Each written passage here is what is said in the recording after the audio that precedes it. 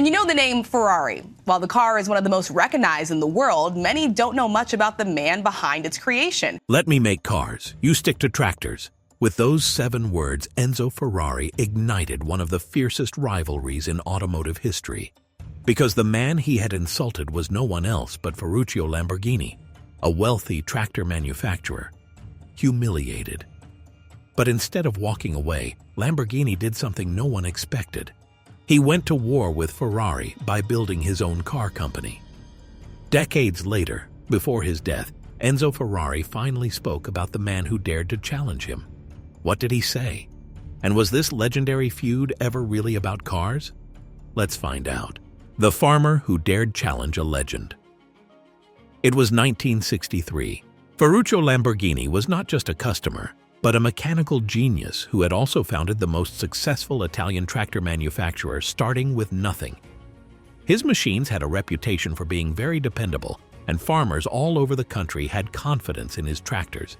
However, Lamborghini did not just love farming, he also loved racing cars. He had a Ferrari, as many rich Italians do. His pride and joy, sleek, powerful, and prestigious. But then there was a single issue that made him nuts. The clutch was faulty. The same story every few months. High costs of repairs, time waste, and growing irritation. Customers today would just complain to the dealer. Lamborghini was not the preference of the majority of buyers. He was an engineer at bottom, and he knew machines, no doubt, better than most people knew themselves. It was clear what the problem was when he looked at it. The clutch parts that Ferrari had in place were just too weak to compensate for the engine power. The fix? Better than parts, the stuff he used in his tractors. Ferruccio Lamborghini thought it would be easy. He believed Enzo Ferrari would welcome his suggestions for improving the cars. After all, he just wanted to make a great product even better. Therefore, he made one of the decisions in the history of the automotive industry. He was to drive to Maranello and present his solution to the great Enzo Ferrari personally. The insult heard around the world. What Lamborghini anticipated was a business dialogue with a successful Italian businessman. Instead, what he received was a lesson on how pride can make us blind. Ferrari heard what Lamborghini had to say, the malfunctioning clutch, the faulty engineering review, and the suggested cure. But the response of Ferrari was, "Let me make cars. You just do tractors." What Ferrari did at that time, however, was insult a customer. But it was also a fuse leading to his nightmare. The reason is that what Ferrari did not know was that he had challenged someone whom nothing had ever stopped in his life. It was the ride back from Maranello that the anger of Lamborghini solidified into something much more dangerous, and that was his determination. By the time his foot struck his home, the decision was taken. By doing this, Ferrari would show that a tractor maker could build cars in such a way that even Ferrari couldn't. Stealing the Ferrari's best secrets. Here's where the story gets really interesting. Just 2 years earlier, Ferrari had made another catastrophic mistake. 5 of his top engineers, including his chief engineer Carlo Citti and legendary designer Giotto Bizzarini, had been fired in a single day over a dispute. These weren't ordinary employees.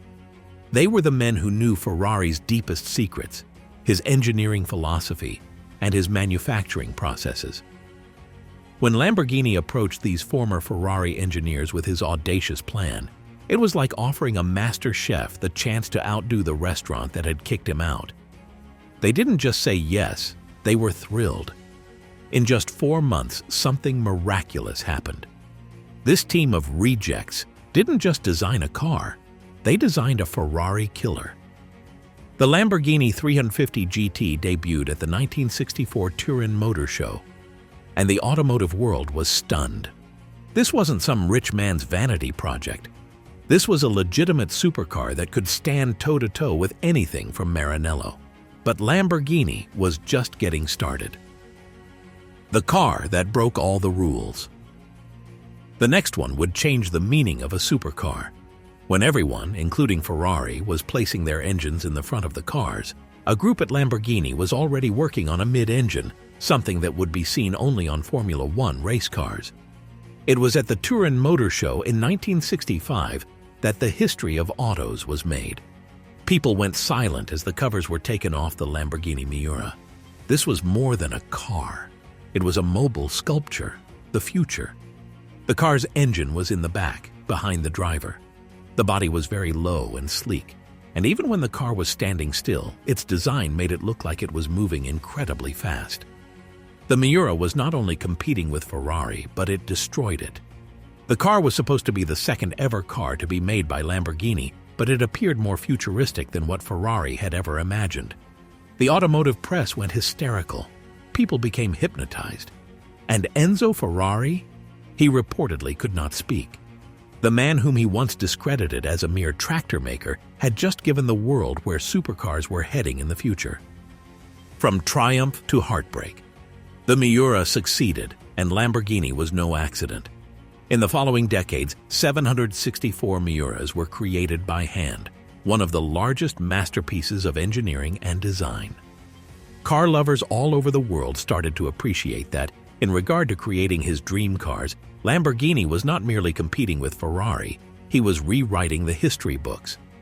However, the supercar business has never been that successful without a cost.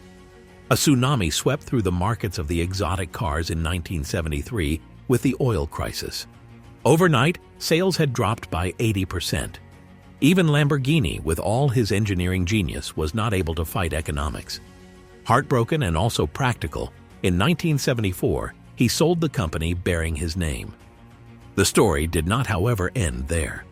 The new owners realized that what they did buy was not a car company, but a mission to fulfill that innovation would overcome tradition. The confession that shook the world. But the most shocking twist was yet to come. As Enzo Ferrari aged, something began eating at him.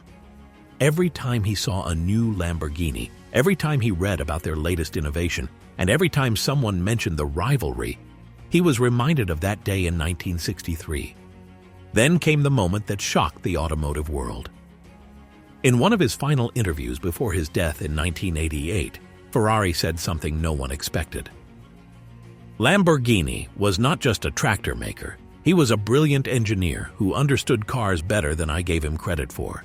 25 years later, the great Enzo Ferrari had finally admitted the truth.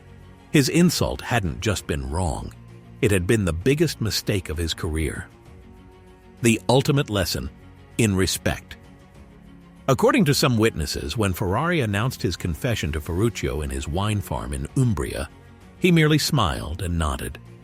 Decades later, he had now been given the credit that he deserved the whole time. This is not merely a story of two men and their injured pride. It is about the power of innovation that could come from anywhere, and the risk of overlooking a person just because they have the wrong color skin. The insult by Ferrari did not only bring him his largest rival, but also reshape the entire automobile world in the way to think about respect and rivalry. Both Ferrari and Lamborghini today construct one of the most astonishing supercars in the world. The competition, having started with 7 dismissive words, still drives the two companies to another level of performance and beauty. The question that haunts every leader: what would have happened if Ferrari gave attention instead of being offended? What if he had shown respect instead of arrogance? The truth is, we'll never know. But we do know this, that sometimes the words we say when we are angry do not only hurt others, but come back and change everything we think we knew about the world. That Lamborghini you see driving by is a powerful reminder. It exists because one man, Ferruccio Lamborghini, was refused and disrespected by Enzo Ferrari, so he decided to build a better car to prove him wrong. And the next time someone says to you, "Stick to what you know," think of the tractor company who wouldn't listen. That is how 7 words of dismissal became a legend that will not be forgotten. If you want to learn more about how the greatest failures in history led to the greatest successes, subscribe. And tell me in the comments, what would you have done had Enzo Ferrari offended you in that way? Until the next time, be innovative and never listen to someone who says stick to your lane. Who knows, maybe you will just create something that changes the world.